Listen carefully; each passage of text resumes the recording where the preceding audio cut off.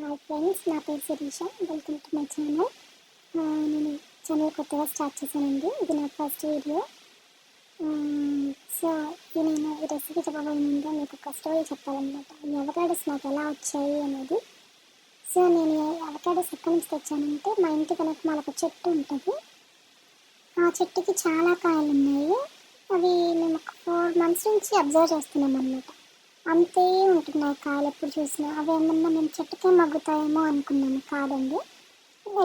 ఎప్పుడు వెళ్ళి అబ్జర్వ్ చేసినా అంతే ఉంటాయి. అవి మేము ఎదురు చూస్తూ ఉండాలి, మేము పండుతాయేమో పూసుకుందామని.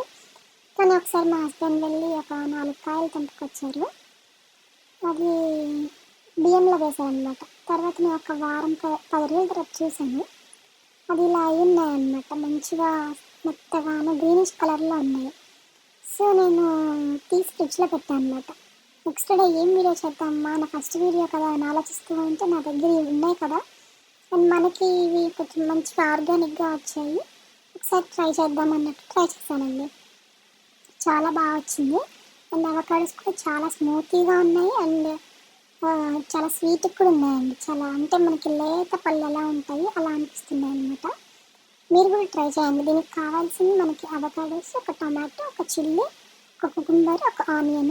నేను ఫస్ట్ వీడియో కాబట్టి కొంచెం తడబడుతూ ఆనియన్స్ వేయడం మర్చిపోయాను. మీరు ఆనియన్స్ కూడా వేసుకోండి. అండ్ సాల్ట్, పెప్పర్, కొంచెం ఆలివ్ ఆయిల్ యాడ్ చేసుకోండి. చాలా బాగుంటుంది. So thank you friends. Video నచ్చితే సబ్స్క్రైబ్ చేసుకోండి. బాయ్.